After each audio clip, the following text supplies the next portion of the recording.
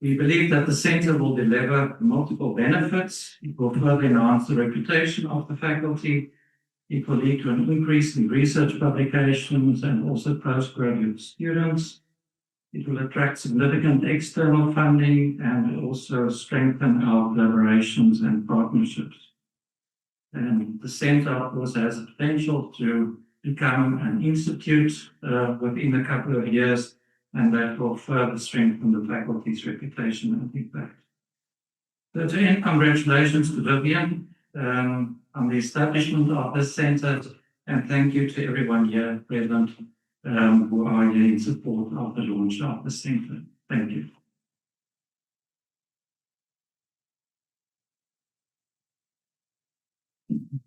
Thank you very much.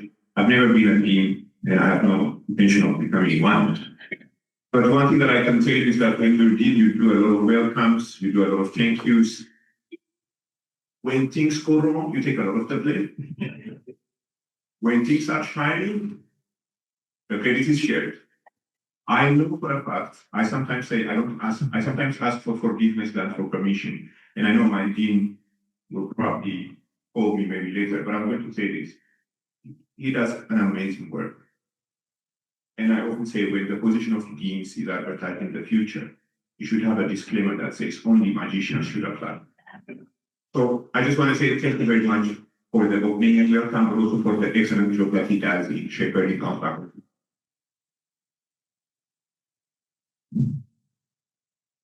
Now, on the program, you can see that we have the keynote address, and my role is to introduce the keynote speaker, Ms. Lyle Horsley, Division Head, Fintech, South African Reserve Bank, Johannesburg in South Africa. Ms. Horsley is the head of Fintech at the South African Reserve Bank, and currently serves as the chairperson of the Intergovernmental Fintech Working Group in South Africa. In her current role, areas of focus include crypto assets, open finance, central bank digital currencies, artificial intelligence, and tokenization and advancing practical explorative projects to understand the policy and regulatory implications of emerging technologies for the financial sector. The South African Reserve Bank's FinTech unit also colleagues the IFWG's Innovation Hub, together with the Financial Sector Conduct Authority. The IFWG, which by now you would know is the Intergovernmental Fintech Working Group. Innovation Hub is made up of regulatory guidance, the regulatory sandbox, and the innovation accelerator. Ms. Horsley is an admitted attorney and conveyancer in South Africa and obtained her LLM cum laude from the University of Wits. Previously, she worked as the lead policy specialist at the Prudential Authority and clerked for the former Chief Justice of the Constitutional Court of South Africa. She successfully completed the Cambridge Open Banking and Finance for Regulators online program and the Cambridge Subtech Lab Innovation Leaders program through the Cambridge Center for Alternative Finance, Cambridge Judge Business School. So we have the keynote speaker, Ms. Lyle Horsley. Thank you.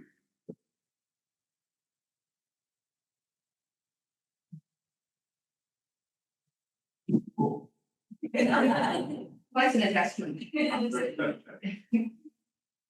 I need to also go and apply to the magician school if I want to be a dean. So good evening, esteemed colleagues and distinguished guests. Let me start by expressing my sincere gratitude for this invitation to address you today. I am deeply honored by the opportunity, and it's most honor to be in the presence of such academic giants. So I'm a little intimidated by all the readings that are in the room today, but also deeply honored to be here. I would like to extend a heartfelt thanks to the organizers and a special thanks to Professor Vivienne Lawack for bringing together such a dynamic assembly of innovative thinkers and change makers. Your commitment to fostering dialogue and collaboration within the fintech ecosystem is truly commendable. Today marks the official launch of the Center for African Fintech, Innovation and Law, housed within the Faculty of Law at the University of the Western Cape. The Center is dedicated to advancing research and postgraduate teaching on policy, law, regulation, and how to respond to fintech, innovation, and data, especially within the African context. While the Center is a first of its kind in South Africa, it stands as a testament to the ongoing pioneering efforts by UWC in leading transformation within South Africa. And now the university can add digital transformation to its list of accomplishments as well. The establishment of the center on our continent is quite timely. Africa stands at the forefront of a fintech revolution. Across the continent, we are witnessing a remarkable surge in digital financial services, powered by mobile technology, fintechs, innovative startups, and strategic partnerships. Fintech has become a catalyst for financial inclusion, offering millions of unbanked, underserved individuals and MSMEs access to essential financial products and services at lower fees and through more convenient channels. Mobile money platforms, digital lending, and cross-border payment solutions are transforming how individuals and MSMEs on the continent transact, save, and invest, driving economic empowerment and fostering entrepreneurial activity. The continent's youthful population, coupled with a pragmatic approach to innovation focused on solving real-world problems, provides fertile ground for further fintech innovation. Fintechs on our continent are not only addressing local challenges, but also setting global benchmarks for digital financial solutions. Closer to home, South Africa boasts a vibrant and rapidly evolving fintech sector. Our country is home to a diverse range of fintech firms, ranging from established financial institutions embracing digital transformation to agile startups introducing disruptive technologies and out-of-the-box solutions to solve real-world problems. The South African Reserve Bank has demonstrated a proactive and forward-thinking approach to fintech. Recognizing the transformative potential of digital innovation, the SARB has launched several initiatives to foster a safer, more inclusive, and more competitive financial ecosystem. Among its key steps is the establishment of the SARB's FinTech unit, which is responsible for assessing how financial services innovation, driven by technological developments, impacts policies and regulations, and then working to assist in aligning policies and regulations with emerging innovation when required. In addition, the SARB is an active participant in the Intergovernmental FinTech Working Group. The IFWG is a collaborative platform to ensure a coordinated and collaborative approach to advancing responsible innovation in South Africa. Through our ongoing collaborative efforts to advance responsible fintech policy and knowledge sharing, the IFWG plays an important role in ensuring that South Africa's approach to fintech is both robust and adaptive to emerging technologies and trends. To my mind, there are three parallels between the Centre and the work we do as the SARB's FinTech units and within the IFWG. Allow me to highlight three areas. First, in finance, reference is often made to the digital divide, being the gap between those who can access and effectively use digital financial services and those who cannot. This digital divide relates to the disparity in access, driven by several factors, including a lack of internet access, high data costs, limited digital literacy, and low levels of trust in online platforms. However, as the pace of technological change continues to accelerate, we should also be mindful of another type of digital divide, the digital skills divide, where innovative solutions and applications are concentrated in markets outside of South Africa and the African continent. Initiatives such as the establishment of the Center, the IFWG's Innovation Hub, and the SOP's Fintech Unit become important platforms for collective sense-making, upskilling, and knowledge sharing to empower future innovators and policymakers to build localized solutions and develop appropriate policies for our domestic context. The second area relates to an idea discussed in the book, How Big Things Get Done. In this book, the authors argue that the think fast, act slow approach is the hallmark of failed projects. According to the authors, when we need to get big, complex things done, we should rather think slow, act fast, and take the time to think, plan, research, test, iterate, and so on. To illustrate this point, the book puts forward the following example. A group of politicians would like to connect an island to the mainland. So they start asking, how much would a bridge cost? Where should the bridge be located? How long will it take to build the bridge? When they discuss all this in detail, they are likely to feel that they have done an excellent job planning, when in fact, they have started with their answer, that a bridge is the best solution, and proceeded from there.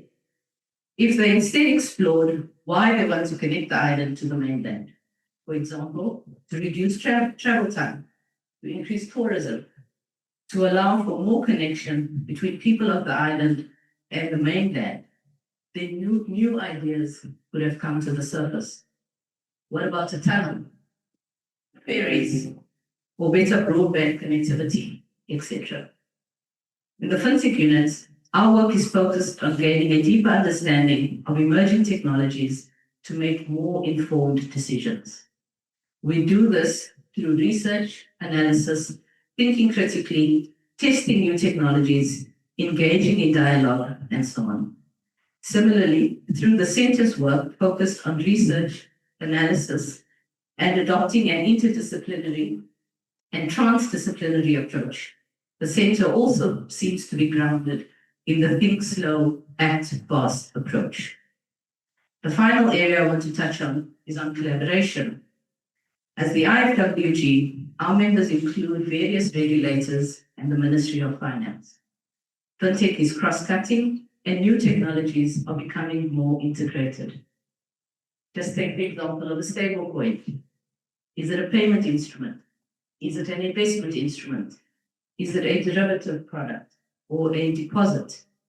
These are questions that we are grappling with at the IFWG level, and it requires us to work within interdisciplinary teams to help us sharpen our thinking and craft more informed responses to these complex questions. Similarly, the Centre also aims to bring together multidisciplinary expertise, foster partnerships across the public and private sectors and across the continent. When we come together, we truly do go further. And so, through our collective efforts across the Centre and our work at the IFWG and in the Fintech unit, I think we are well positioned to address the digital skills divide, solve big, complex problems by thinking slow, acting fast, and fostering a spirit of collaboration to bring our collective intelligence to chart our path forward in Fintech, innovation, and law. In closing, I would like to once again congratulate Professor Lawack and the team on the launch of the Centre. I look forward to seeing the innovative work that is produced by the Centre and how the Centre can serve as a brain's trust to academics, regulators, innovators, and fintechs to foster local solutions to local and global challenges.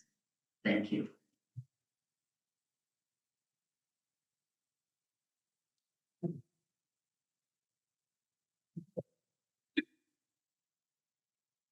Thank you very much, Ms. Horsley, for that keynote address. Please thank Ms. Horsley once again.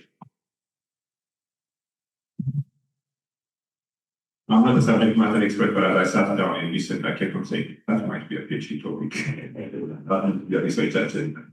But luckily for us and for me as well, we have the Centre to think about those things in a much way better manner. The next speaker will be none other than Professor Vivienne Lawack. She is going to provide an overview of the Center for African Fintech, Innovation and Law, and as was already introduced by the dean, she's the director. So the floor is yours.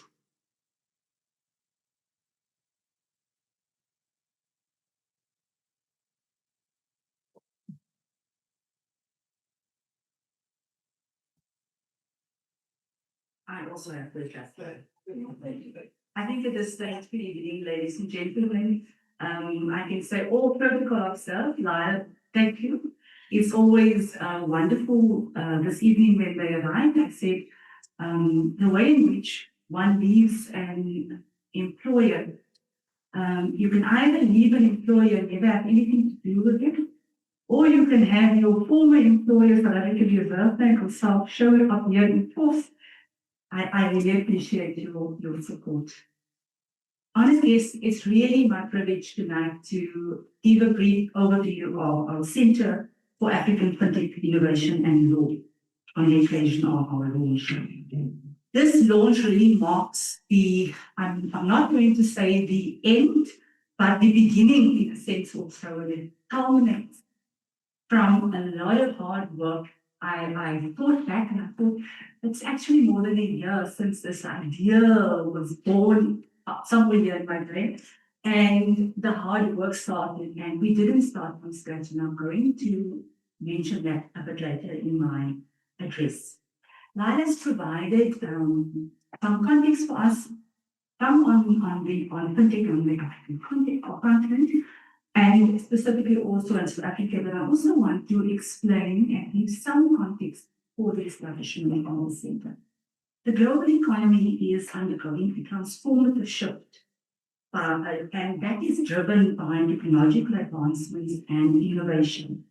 And these developments are increasingly evident in the rise of the digital economy, as well as digital transformation in private and public sectors.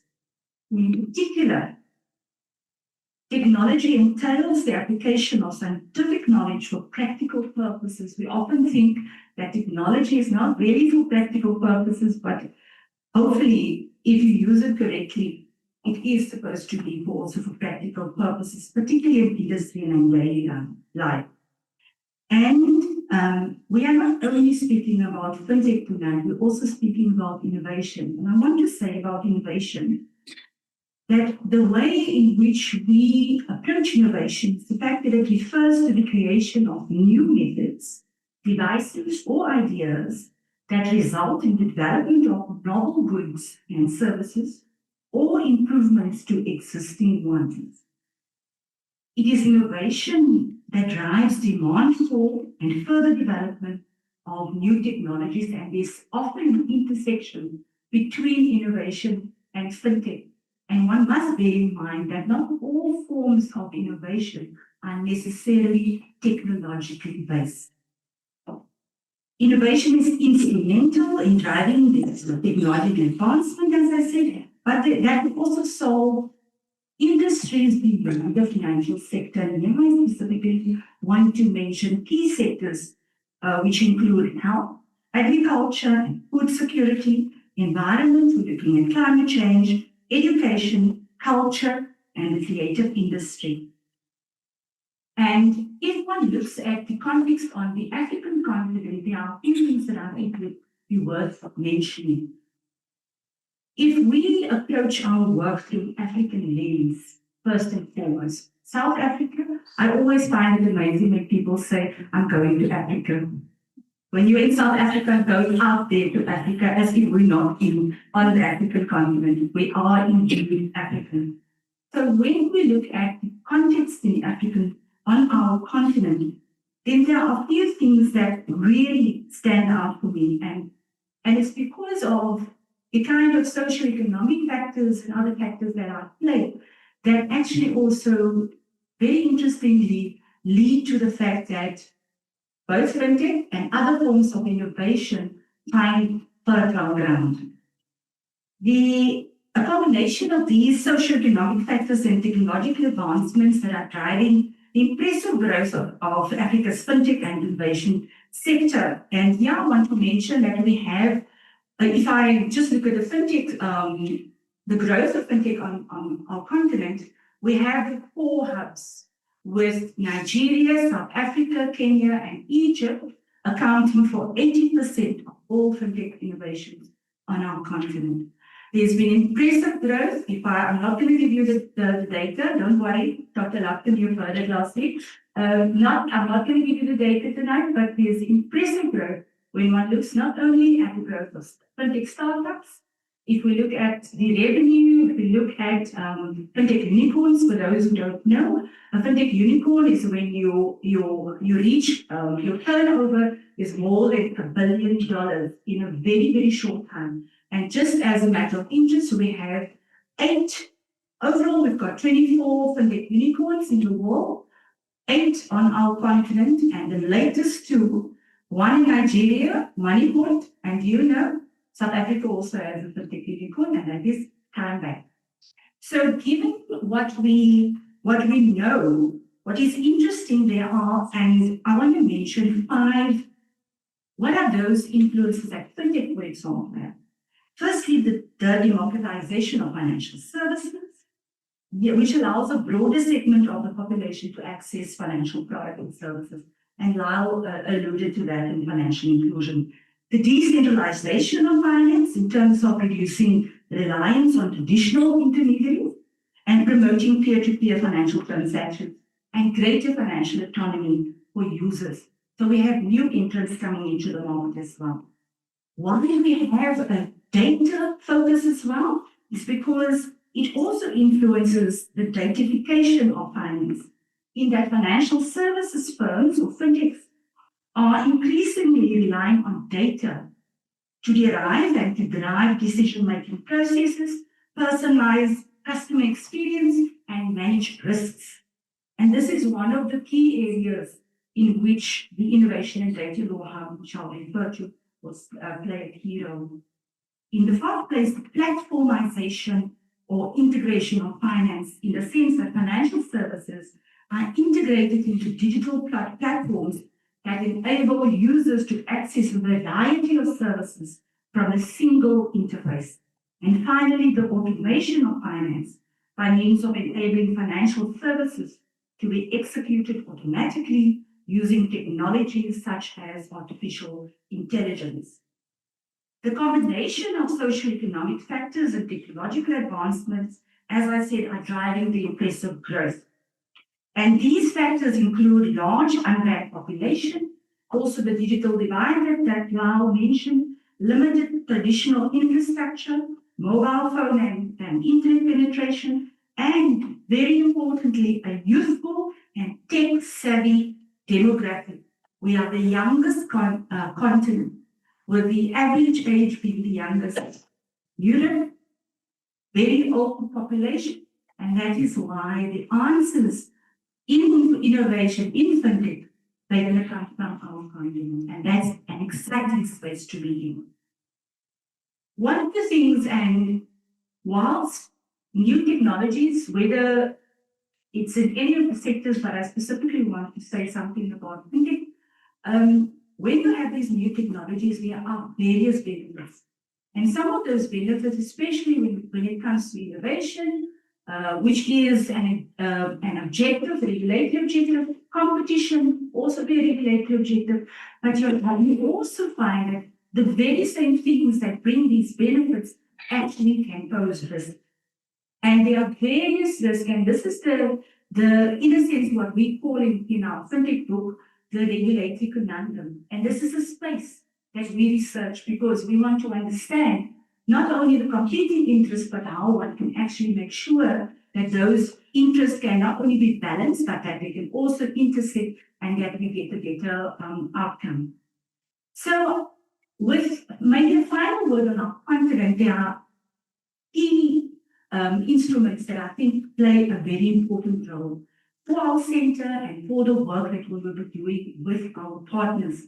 And that is the African Union Agenda 2063. I specifically also want to mention recently the Digital Trade Protocol, part of our African Continental Trade Agreement, that was signed and ratified. And recently, I'm very happy to say that finally the annex, the fintech has just been delivered.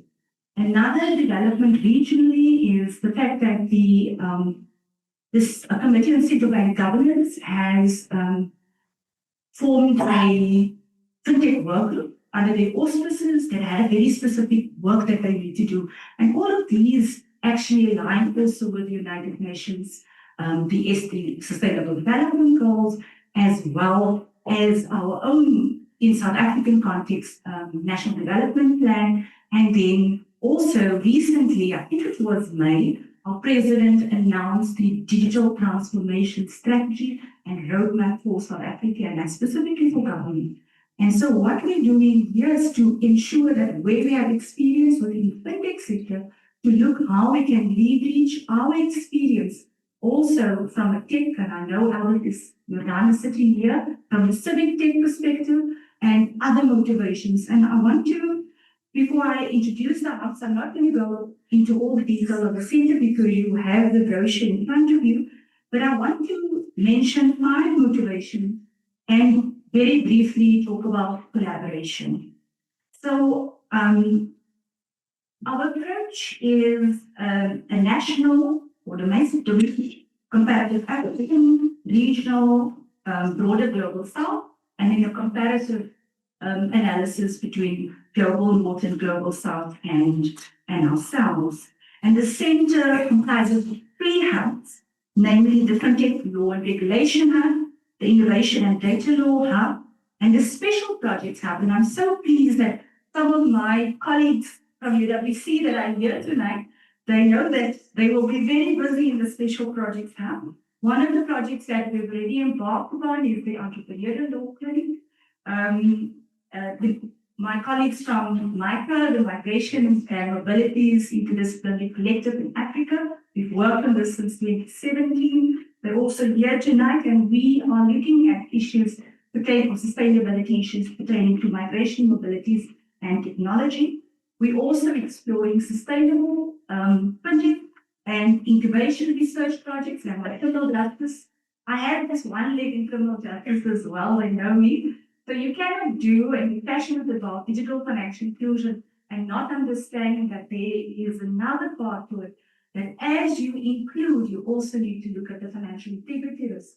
And what we're now trying to foreground is what we call inclusive financial integrity, so that you don't have a trade-off between financial inclusion and then financial integrity, which includes your anti-money laundering, combating financing of terrorism, and your countering of proliferation financing issues, weapons of mass destruction. So we do this work together, and I see some of our criminal justice department members here as well.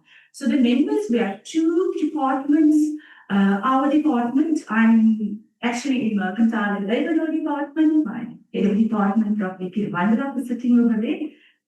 We involve Department of Private Law, Kala Institute, as I mentioned, Center for Transformative Work, that's Central, Global Environmental Law Center, GALC, ACTCJ, which is African Center for Transnational Criminal Justice, then Prof Lawack and Prof Lugeta, the Bible, they were all sitting at the back.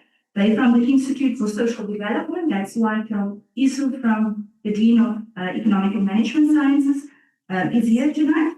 The Institute for Poverty and Land and Agrarian Studies, that's PLAS, and Politics and Urban Governance Research Group, PAL. All of them have acronyms I'm resisting, because this, please don't try and say it, this acronym doesn't sound so nice. So that is why I will talk about the center. So the approach is a comprehensive, interdisciplinary, multidisciplinary approach.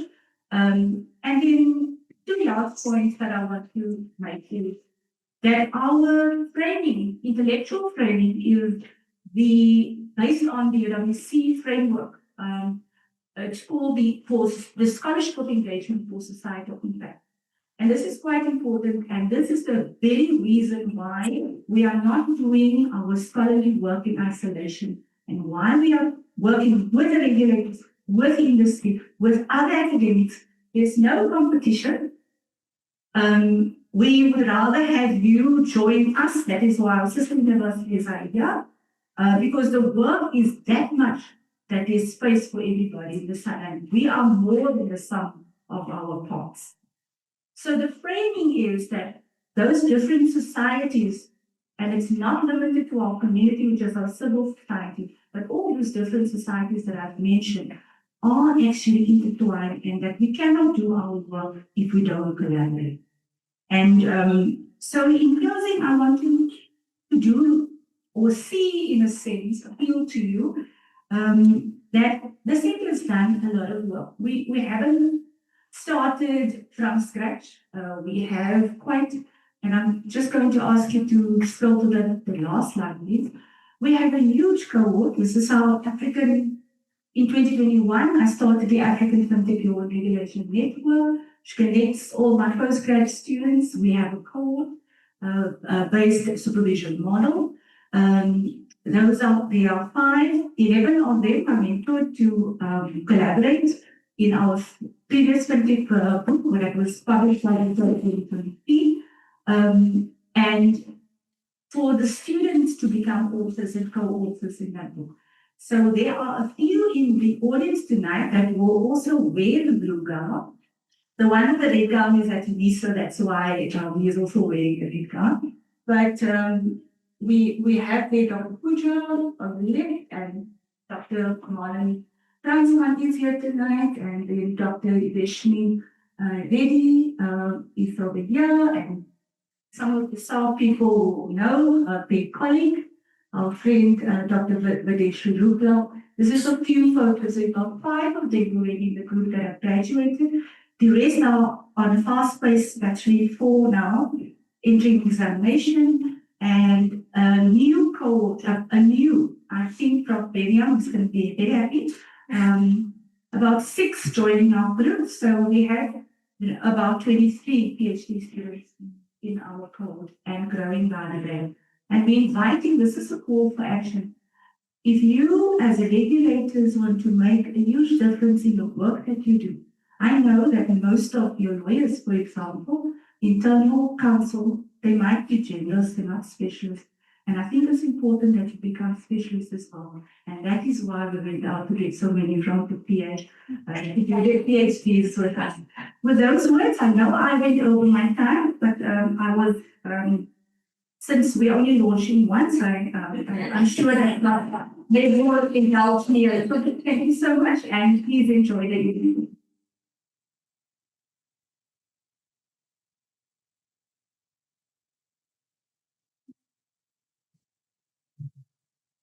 Thank you very much, Professor Lawack. No, I'm happy for a number of reasons, a couple of which you already mentioned. Just on a side note, I think the collaboration element is excellent. I'm happy to see that how we could help to bring some of the different stakeholders within the faculty, but also outside of the faculty. When I looked at the program that talks about the inputs from the partners, I saw 2 professors and the others are not, which I saw as a positive, because it's also getting us much more closer to industry. It's one of the things that I can get from the other faculties. Science, for example, has a lot of industry role players, and I think this will move us in the right direction. But on a personal note, I had the opportunity and the privilege to present your case as director at the senior management committee that was making the decision. It took me longer to walk from my office to the administration building than the amount of time that I spent in the room for the decision. Because it was a straightforward case, and there's no doubt that you're fit for purpose. So thank you very much for that as well. All right. Now, on the program, you can see that we have the inputs from our partners. There's a slight amendment to the program. I will read a brief message at the end from one partner. So the first one is Ms. Tindiswa Makubalo, Head Banking and Payment Services Providers Regulation, FACA.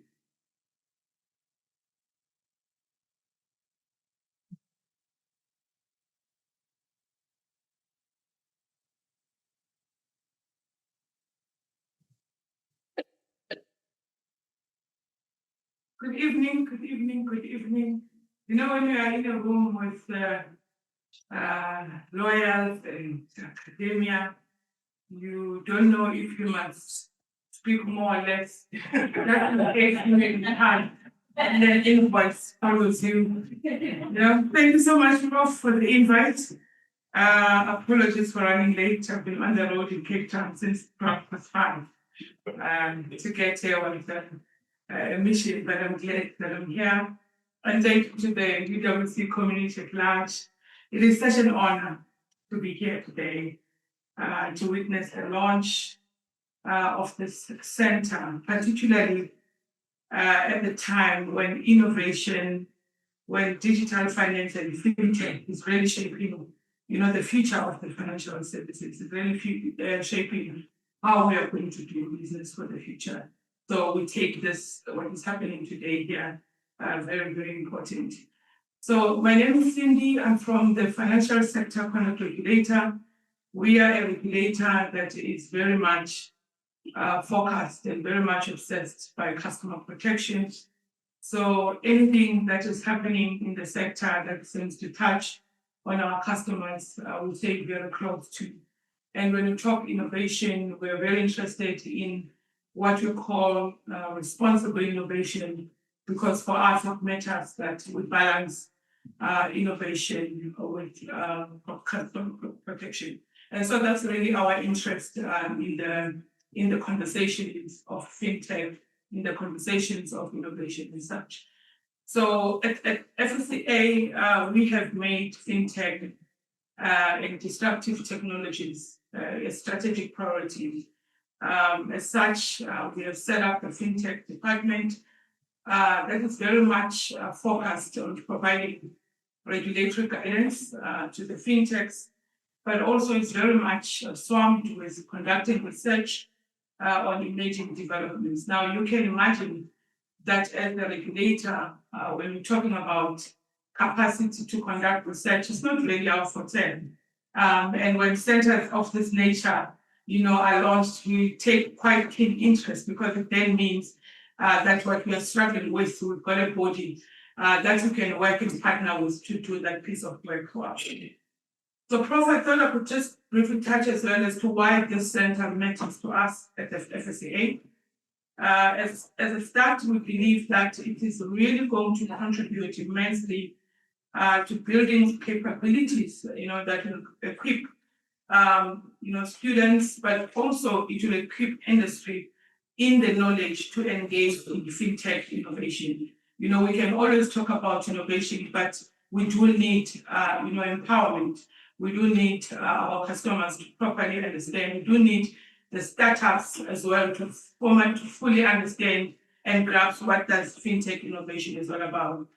I think without a doubt as well, we believe it's really going to assist with driving our financial inclusion agenda as well as the transformation agenda. For instance, the ability of fintechs to reach the underserved communities for us is big. I mean, when you just talk about the payment side, where it's no longer going to just be banks, that do us, but opening up that to the non-banks is one of the big, step for us that says the underserved communities for now at least will now be reached, and now will be able to engage in the financial sector.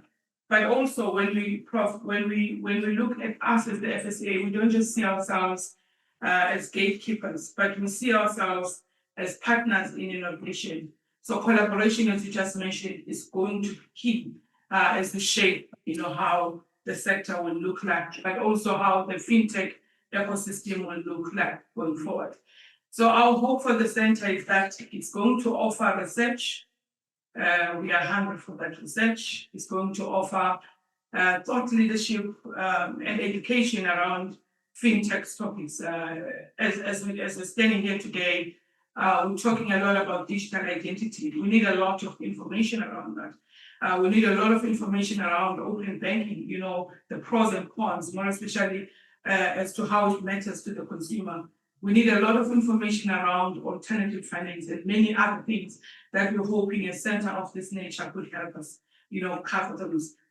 But also we're hoping that the center will serve as a bridge, between academia but also the industry, the intentions, the projects, the live case studies that at this point in time we're not really able to engage and understand, but also the startup mentorship. If you don't have centers that can really offer, mentorship to the startups, I think the agenda of financial inclusion will not have been fully met. So we're hoping that it will help us with that.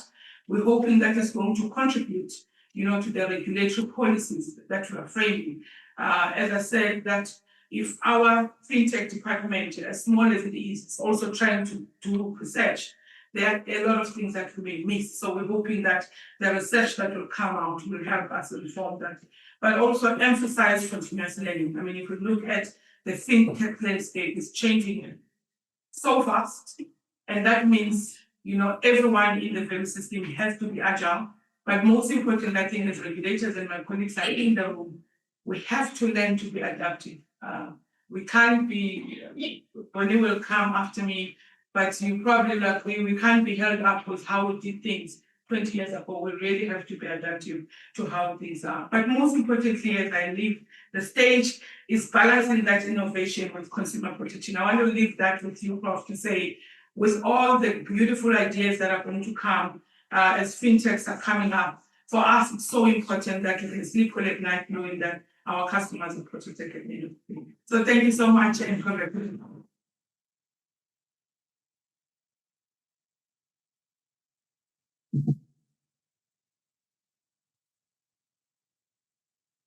Thank you very much, Mr. Diswa Makubalo. The next partner that will be speaking is Ms. Polisile Sutela, Division Head Policy Prudential Authority.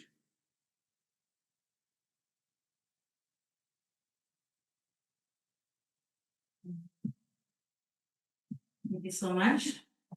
Good evening to the esteemed guests, the friends, the colleagues, the students, as well as the community of the University of the Western Cape. I am honored to be standing here by you, with you, still as a colleague, because you've forever been our colleague within the STAR. And today really is a special day as you launch the center. And for us, it actually represents not only the South African story, but the African continent, as well as just globally placing a mark within the entire society. So the world of fintech is moving at an unprecedented pace.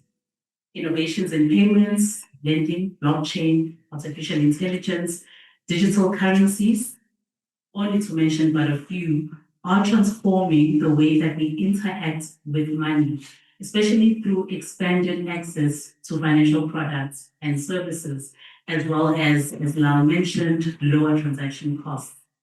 Now, this ultimately contributes positively to the growth of our economy. Now, with these remarkable advances, and as you rightfully mentioned, Prof, it does present both opportunities, but also significant risks as well.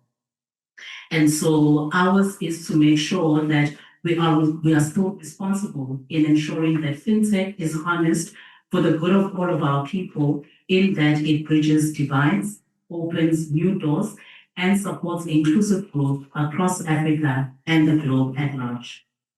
It is therefore with pride that we witness the establishment of this center, which is poised to become a beacon of research, education, and thought leadership. It offers a vital space and platform where academics, regulators, industry, and civil society can come together to address the very complex legal, ethical, and practical questions that actually relate to fintech. Now, I think it goes without saying, but in case some of you have missed why this is significant for us as regulators, and this is a little bit of a PR moment. So we at the South African Reserve Bank are tasked with the objective of maintaining financial stability in the interest of preserving our currency. Now, as a complementary function, the Prudential Authority is required by the Financial Sector Regulation Act to support the SARB in pursuit of financial stability by ensuring that the financial sector is safe and sound. Now, both authorities are tasked to achieve this in the interest of the financial customer as well as the general public. As the Prudential Authority, we also have an ancillary mandate of supporting financial inclusion and sustainable competition. This means that we are required to consistently ensure that we strike an appropriate balance, and I think we spoke about the conundrum, and in our world we refer to it as a trade-off, by not only allowing the enablers of financial inclusion and competition, such as fintech, but also remaining steadfast in not compromising the stability of the financial institutions that we regulate. Now, various schools of thought agree that fintech is not just about technology, it is about trust, inclusion, and empowerment. We therefore embrace the digital finance whilst being cognizant of the people that we are meant to serve and protect. And I think Cindy, as our twin at the FSCA, stressed quite a lot around the importance of consumer protection. And this spans across entrepreneurs, your micro, small to medium-sized businesses, the individuals, but also the families that need to rely on high quality and safe financial products and services. But no one institution can do all of this and walk this path alone. The world of fintech is too dynamic and its implications are too broad for any single player to have all the answers. That is why it is important today that I underscore the significance of collaboration and cooperation within the fintech context. In particular, the working relationship between this center, the SARB, the Prudential Authority, and the IFWG is quite vital. Regulators and researchers must work hand in hand to ensure that innovation is monitored and overseen within a realm of research-based regulation, sound policies, and a shared commitment to the public good. As we speak, as participants of the IFWG, we are already busy with regulatory frameworks, particularly relating to AI, open finance, as well as crypto assets. And as I mentioned earlier, ours is to ensure that the financial institutions maintain prudent risk management policies, governance structures, as well as practices in how they are adopting this innovative technology within their business models. When academia, regulators, and industry come together, we are far better equipped to identify emerging risks, to create balanced and fit-for-purpose regulatory frameworks that encourage innovation while safeguarding financial stability, and to ensure that the benefits of fintech reach even the most marginalized communities. So working together, we can ensure that fintech becomes a force of positive change, not just in South Africa, but across the continent. With that, we wish the Center for Fintech, Law and Innovation every success as it embarks on this exciting journey.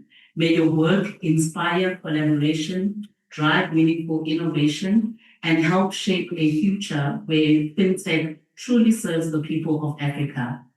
On behalf of all of us here today, I do offer you our support and our very best wishes. Thank you.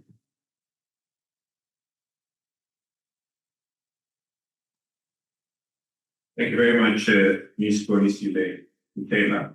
The next speaker, part of the partner inputs, is Mr. Edmund Vivienne, Managing Director, Jutai Company Limited. Thank you very much. Hi, good afternoon, ladies and gentlemen, distinguished guests. I think I just need to correct something in the interest of transparency. I am not the MD.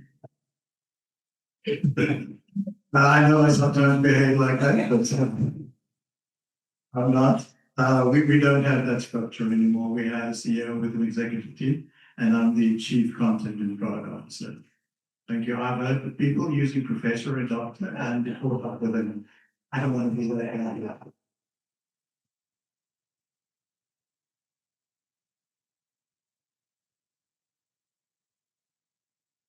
I guess I'm giving away my age here. I'm old school, got paper. I was given 5 minutes and I had 5 pages. Not really. So, good evening, ladies and gentlemen, and distinguished guests. My name is Edmund Bierwinkel, as I've said, and I'm the Chief Content and Product Officer with the Jute & Company. And I thank you for the opportunity to address you on this, what is indeed a very special occasion. To the Dean, Professor Vivienne Lawack and Professor Lawack, distinguished, on behalf of Jute, it's a privilege to be here to celebrate the launch of the Entrepreneurial Law Center, as the center, as you call it. And it's a privilege for us, and thank you for inviting us to be part of this occasion. I would like to acknowledge Professor Lawack, as I think the speakers before me has done, whose vision and dedication brought the center to life. Your foresight in recognizing the need for this initiative is truly commendable, and we at Jute are privileged to support you and your groundbreaking work. As one of Africa's longest-standing academic and legal publishers, we recognize the critical importance of developing specialized knowledge and resources in the intersection of financial technology, innovation, and legal frameworks, particularly from an emerging markets perspective. So the establishment of the center represents a significant and timely initiative that aligns with Jute's mission to advance African scholarship and practice. We confirm our commitment to collaborate with the center in publishing works like the forthcoming title on fintech law and regulation in emerging markets that we're currently working on. And we look forward to our continued and successful collaboration in developing authoritative resources in this emerging field. We also confirm our commitment to establish a fintech innovation and law channel in partnership with the center, of course, providing a dedicated platform for scholarly discourse in this rapidly evolving area. One of our objectives at Jute is to provide a platform for the dissemination of African scholarship, and the journal will assist us in achieving this. In addition, we also confirm our support for the center's annual colloquium, which we believe will become a crucial forum for knowledge exchange between academics, practitioners, regulators, and industry innovators across the continent. We're of the view that these initiatives will significantly enhance the impact of the center. With regard to the Entrepreneurial Law Clinic, which you also mentioned, what is exciting about this initiative is its multi-dimensional approach. The intention of the ELC does not only teach theory, it provides practical hands-on experience. The aim, as we understand it, is not only to serve law students, but to create bridges across faculties, fostering the interdisciplinary collaboration that innovation demands. Most critically, it does not confine itself to the university walls. It reaches out to students, entrepreneurs, and the broader community, embodying what I think this institution stands for, the proud legacy of community involvement. I was just reminded when I sat down next to Pat to say, oh, when I said where I was coming from, I used to study it, it was, oh, so you were from the head to era. So the integration of digital social innovation is particularly forward-thinking. By leveraging digital technologies, the center can extend its reach far beyond what traditional models allow, addressing pressing challenges from poverty to gender-based violence, from climate change to sustainable community building. This is education reimagined for the digital age, inclusive, responsive, and deeply connected to the sustainable development goals that guide our collective future. I believe that there are over 120 students already registered for the course, the Entrepreneurial Law Practice module. The demand is clear. Our young people are eager to equip themselves for tomorrow's challenges. They understand that success in the modern economy requires more than legal knowledge alone. It requires entrepreneurial thinking, digital literacy, and social responsibility. Jute's decision to be part of this project stems from our deep alignment with these values. For generations, we have committed to legal education and professional development in South Africa across the continent. This collaboration with the center allows us to contribute to something truly transformative, an inclusion space where students do not just learn about entrepreneurship, they live it, breathe it, and ultimately take it into their communities to create meaningful change. The students who will pass through these doors, to them, we say the following: you are the architects of Africa's digital future. The skills you gain here, the legal acumen, the entrepreneurial mindset, the commitment to social innovation will not only secure your place in the changing world of work, but will empower you to reshape that world for the better.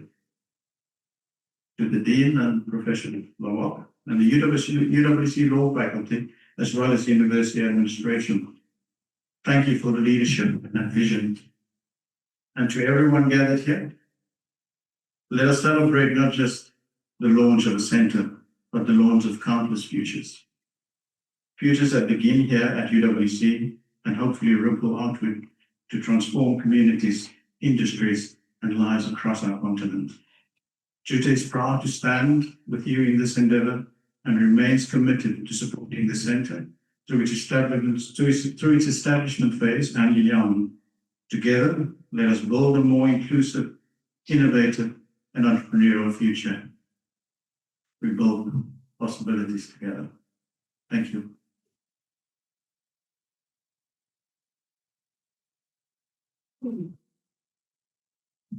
Thank you very much, Mr. Edmund.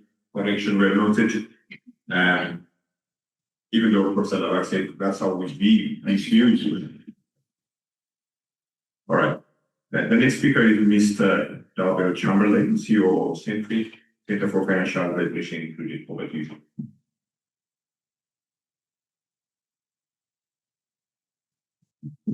Short and sweet. Now, if you know Professor Lawack and you value your life, that is not a description that applies to her, but are the instructions I was given for this brief remark. Thank you for the opportunity. In Century's boldest moments, we think we are busy helping emerging markets reflect on the pathways to development in a climate-constrained, digitalizing, and fragmenting global economy.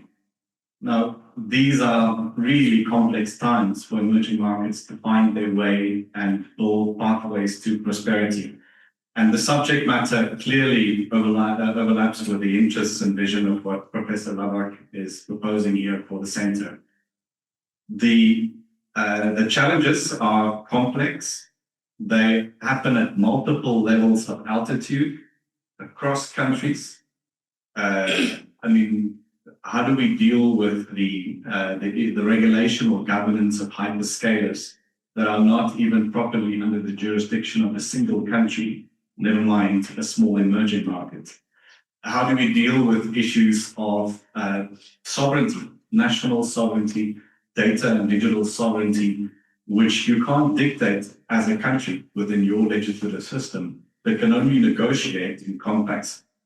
And that's just to mention alongside a host of problems that Professor Lawack has already identified. So I think these are not just facets of our economy, but they are fundamental pieces that will shape our ability to progress towards a prosperous future. At Century's outset, we have the ambition of, as an applied research center, sitting alongside an academic partner that would deepen and amplify the work we do and can build it into educational programs and can really have the space to do the theoretical work and academic work that sits alongside that. Now, after about 18 years, I can tell you that's not very simple to do, and that there is a really complex gearbox required between the outside world and the academic world for lots of good reasons. Now, one of the most fruitful relationships that I've had with the academic space have been with Professor Lawack. And I think there are two reasons with which I will conclude on. The one is a colleague of mine always says that people migrate to where there's energy and vision. And I think that is true of an individual. And what you also know, if you talk about partnerships, that it's often more the individual with who you partner is more important than the institution, because the second one follows. So I think I ascribe our existing engagements and the value of that to your role and vision, Vivienne. And the second part is finding an alignment of vision and focus. And I think that's where I'm particularly excited by the center and the way that you define and set your focus, because there's a close alignment with what we are seeking to do and seek to achieve. And I think those two have been magic ingredients that have contributed to our collaboration so far. So congratulations. I know it's not simple to get to a position like this, and good luck, and hopefully to many more shared activities and opportunities.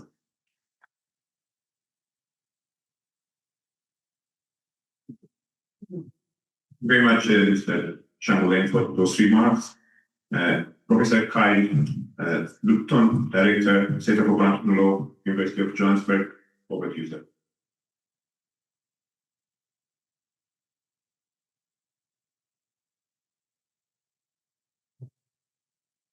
Mr. Bierbunkel, I'm not sure what these notes say about my age, right?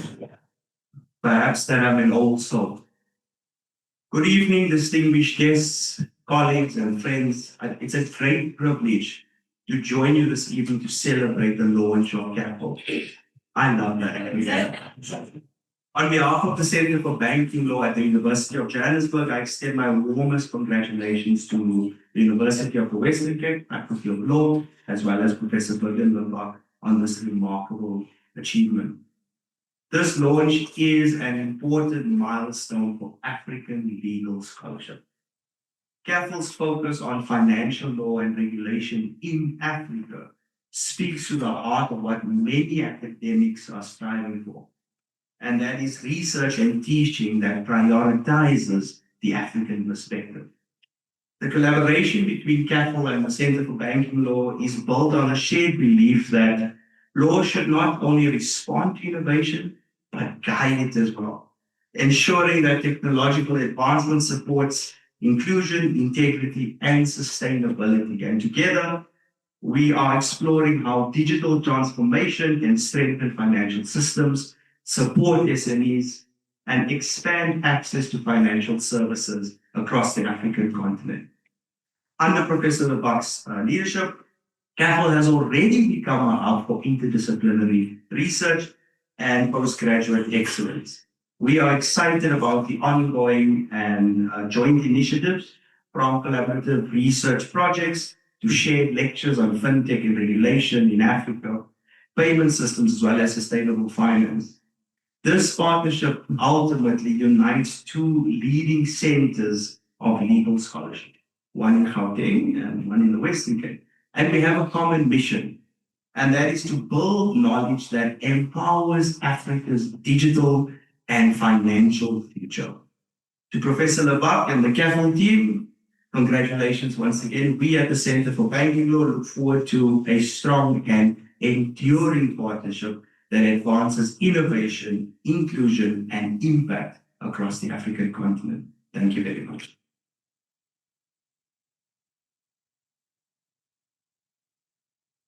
Thank you very much, Professor Kyle, for those words.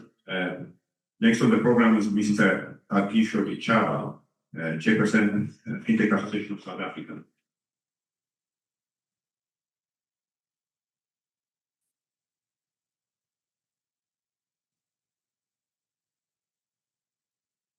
Good evening, everyone. My name is Agisho Ichava.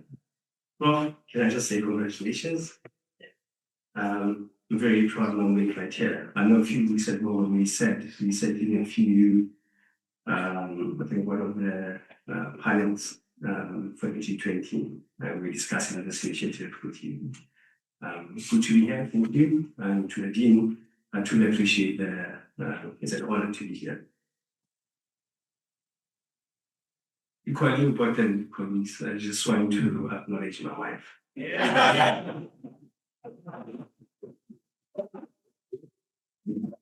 I'm not sure if the first time actually she joined me and so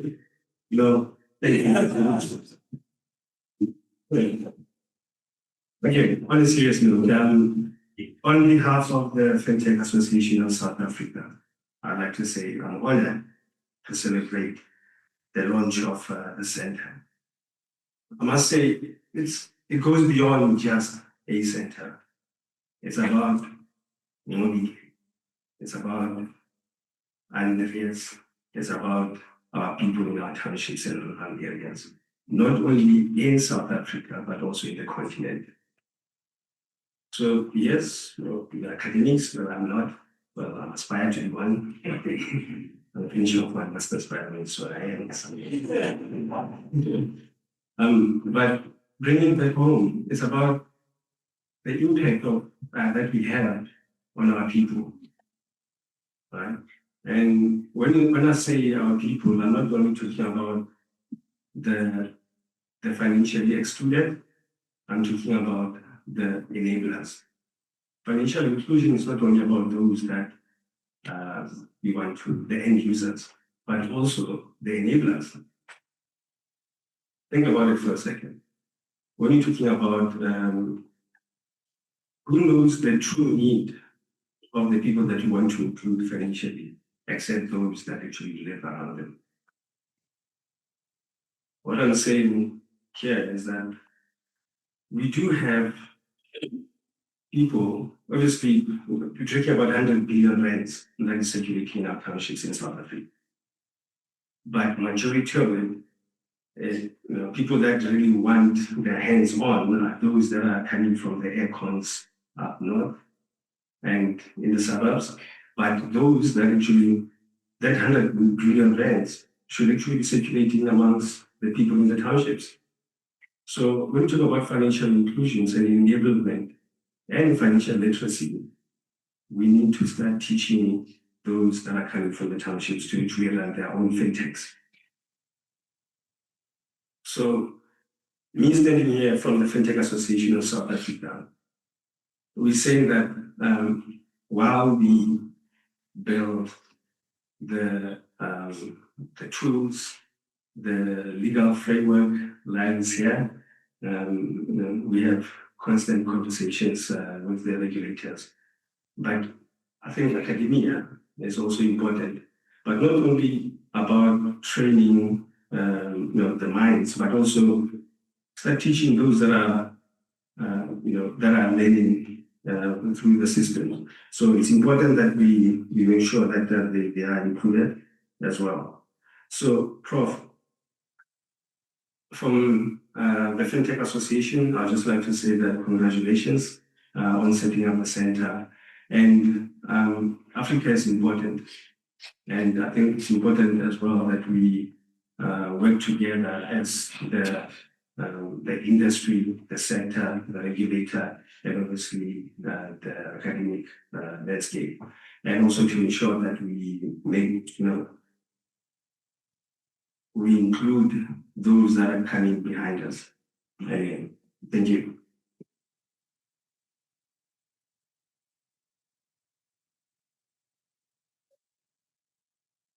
Thank you very much, Mr. Dichala. And I like the fact how this is actually like a relay of once we get to the next one, talking about age and what the correction and acknowledging the wife. I'm excited about the next one, but no pressure. Professor Elvin Jordan is CEO of CAFIL PLC.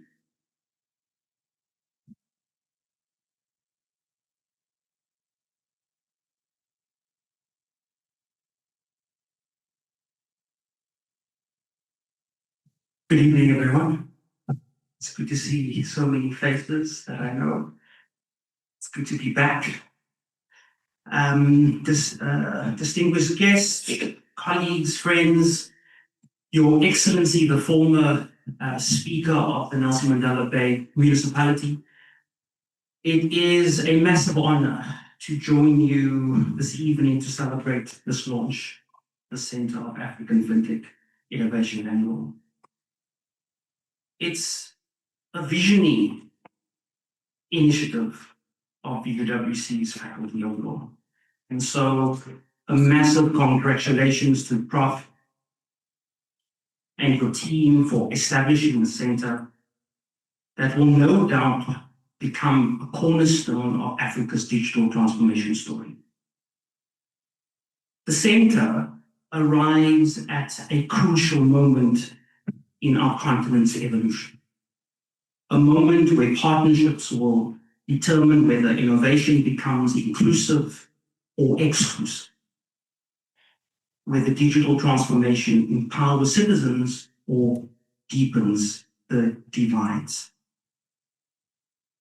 One of the most pressing challenges that we face in the fintech innovation is the fragmentation of data systems across governments, banks, private platforms. Data, unfortunately, lives in silos, often inaccessible, non-interoperable, and disconnected from the real needs of our citizens. If we truly want to serve our people better, interoperability must become our North Star. Now, I first witnessed firsthand how partnerships can change that.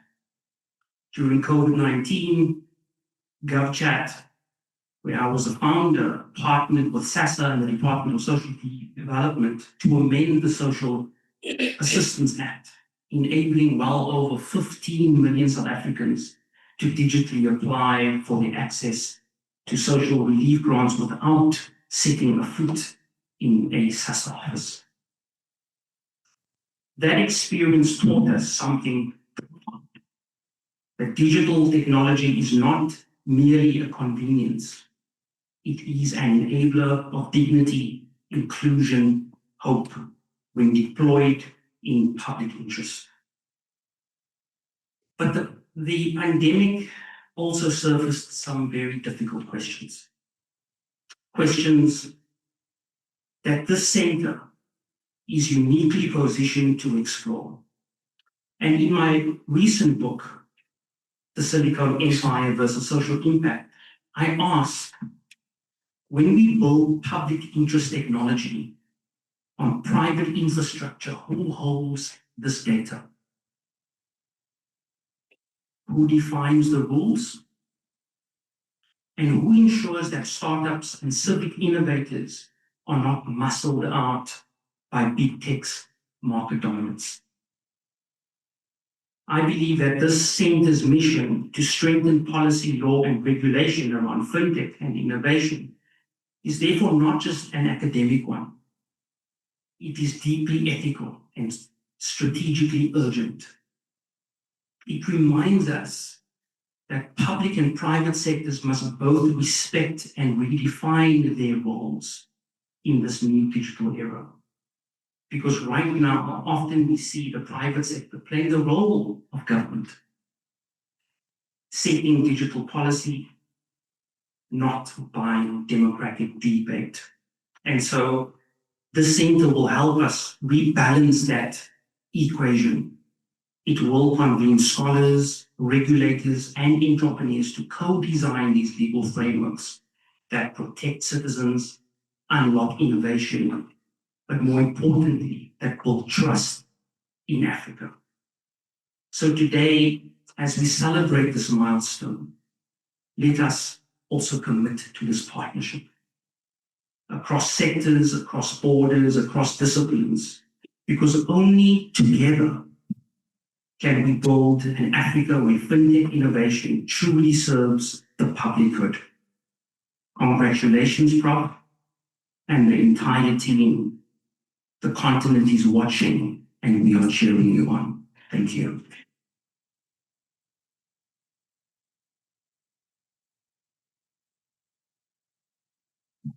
Thank you very much, Professor Jordan, for those remarks. You would recall that I had mentioned the program is slightly unrated, with the addition at the end. I'm going to quickly read the message from Professor Eugene Luti, who is the CEO of the Higher Education Consortium. The title says, "Congratulations on the establishment of the UWC Center for Africa Fintech Innovation and Law. It gives me great pleasure as the CEO of CAFIL to extend heartfelt congratulations to Professor Lawack at the University of the Western Cape on the establishment of the Center for African Fintech Innovation and Law. This initiative marks a significant milestone in advancing Africa's leadership in the rapidly evolving digital economy. By integrating cutting-edge financial technology with innovation and legal scholarship, the Center is poised to play a transformative role in shaping inclusive, ethical, and sustainable fintech ecosystems across the continent. It represents a visionary step forward, bridging the gap between technology, regulation, and social impact, a critical nexus for Africa's development in the fourth industrial revolution. Warmest congratulations to the founding team and all partners involved. Your pioneering work will undoubtedly position UWC as a continental thought leader in fintech innovation and governance. Wishing the center every success in this exciting journey ahead. Best wishes, Eugene. So thank you very much for that message as well. We're almost there, just hang in there. There is a short video presentation. I hand over to that.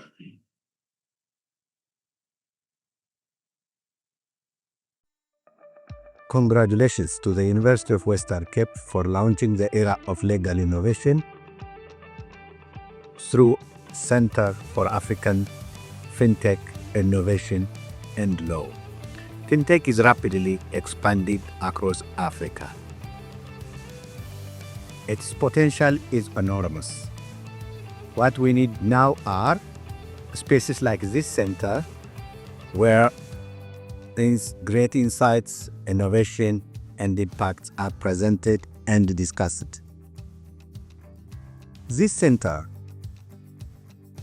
has a great potential in shaping Africa's future fintech. At Kepler College, we are excited about the potential partnership with the center. A special congratulations to Professor Vivienne, the inaugural director. Good afternoon, everyone. Norton Rose Fulbright is excited to be sponsoring the Entrepreneurial Law Clinic at the University of the Western Cape. We're backing hands-on learning that helps law students get ready for the world of work and the digital economy. We care about inclusive education and innovation, with a focus on digital social impact and meaningful community engagement, and hope that this partnership will help develop future-ready lawyers that are socially responsive and lead with purpose. We're proud to offer resources, mentorship, and industry insight to strengthen the clinic's impact, working with UWC to advance legal education, entrepreneurship, and opportunity for the next generation of lawyers.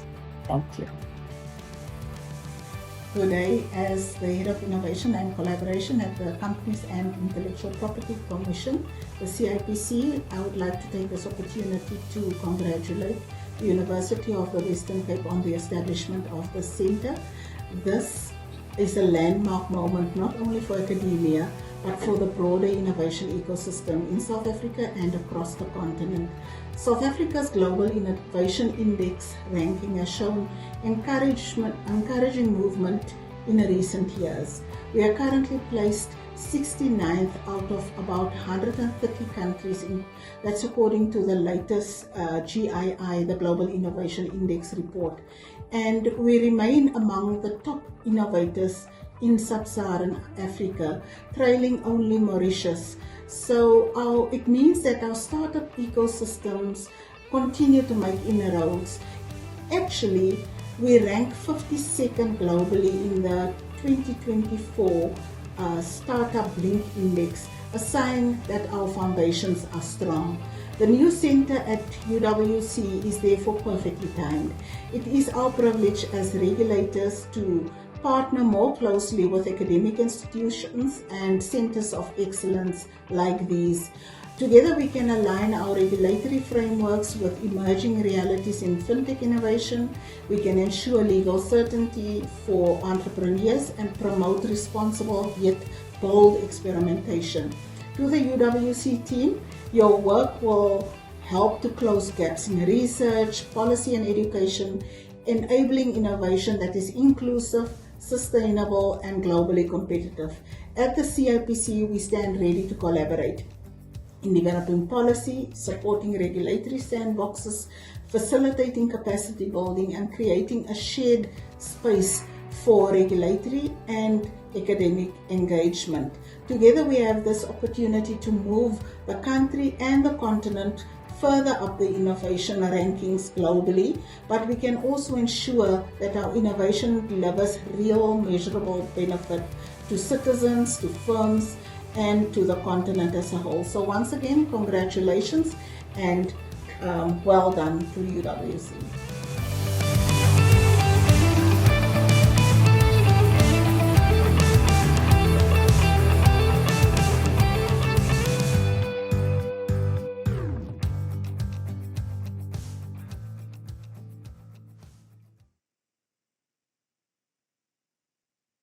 Thank you very much for those video messages. After the closure, there shouldn't be any substantive issues. So let me just say a couple of things. One is, you heard me earlier saying I sometimes ask for forgiveness, not for permission. So if I misspelled your name, I apologize. I'm the same guy who came to UWC and stood outside waiting for a taxi. As far as I was concerned, I was going to Belleville. But they were saying Diablo. And I stood there for 2 hours. So I apologize for that. On the second note, as you noted, I'm Deputy Dean for Postgraduate and Research. So I never miss an opportunity to recruit postgraduate students. So if you're interested to come to UWC to do your master's, to do your PhD, I'll be standing outside. The closure will be done by none other than my colleague, Professor Desmond Oreahopa. So over to you. And thank you again. Yeah, so just this. I'm going to stand on existing protocol. Am I standing on Millie? Yeah, I'm standing. I will take the time. I need to actually give a lot of thanks, but this is going to be, as you can see, I'm the coordinator. I'll be coordinating the innovation and digital data law hub, the innovation and data law hub of the center. Professor Lawack has, done a very critical and excellent work explaining to give an overview of the center and all. But to understand what the innovation and data law hub we're doing, we need to appreciate that innovation is key, in all sectors, whether as far as technology is concerned, whether in finance, in climate change, in health, in the creative industry, as Prof has said. And data is an important ingredient. In fact, it is the oil that powers the wheel of innovation. Okay, and from the perspective of law, intellectual property law, competition law, and data-related laws are important for effective innovation. They are also very important to drive data sharing, and as Professor Edwin said, data interoperability, and that will be the central focus, of the innovation and data law. Our research activities in that hub would be geared towards answering questions such as how best to integrate, tailor, implement, adjust, or formulate principles of intellectual property, data, and competition laws for effective regulation and governance of innovation and data in order to ensure adequate data access, sharing, and protection while promoting innovation, ensuring incentivization for innovators, and also promoting sustainable development on the continent and in South Africa in particular. So that's essentially what the innovation and data law will be doing. Professor Lawack pointed out that we're not starting from the scratch. We are actually building upon years of research that we're doing and building upon flagships that have been built both within the country and within the continent and even from within the global north. With that, please permit me to say a big thank you to first all of you for joining us today and for being part of this vision, being part of this mission. I have to give special thanks to specific persons. Please don't feel bad if I didn't mention them. You're all very important. First on my list is the Dean. I've been asked to especially thank you for the support you gave to the center as far as this launch is concerned, and support even in getting the center approved. I've also been asked to say a big thank you to Juta and other partners, which I will mention shortly. But please also permit me to say a big thank you to Professor Ricky Vandra, who is the head of the Department of the Mercantile and Labor Law Department in the Faculty of Law. This event was made possible by certain individuals, the planning, Dr. Albert Fuja, Unati, Sigodi, Lynette, Misagi, Swart, Shlasla, Monzane, Olwetu Yako, Janin, Phyllis, and the staff of the UWC ABS department. Big thank you for all the work you put behind the scenes to ensure that today's event is a success. Also, the UWC Jazz Combo under the leadership of George Wena, a special thanks to you. Special thanks also to Henriette Weber, the director of the Center for the Performing Arts, who made the Jazz Combo's performance possible and they performed free of charge for us today. Again, to all the sponsors, Juta, Millennium Trust, Norton Rose Fulbright, and all parts of the center, please take your flowers, receive your flowers, special thanks to all of you. Permit me, I wasn't told to do this, but I'm going to do it. Special thanks to Professor Lawack for excellent leadership. As an academic, I am actually very proud. I feel very honored to be flying under your wings. And I'm looking forward excitedly to all the work that we have ahead as far as the center is concerned. Yes, please.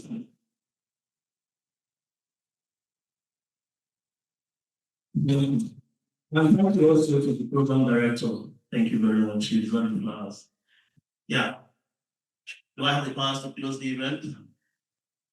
The event is closed.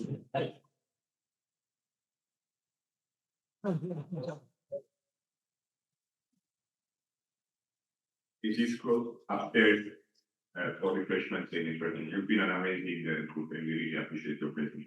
Thank you.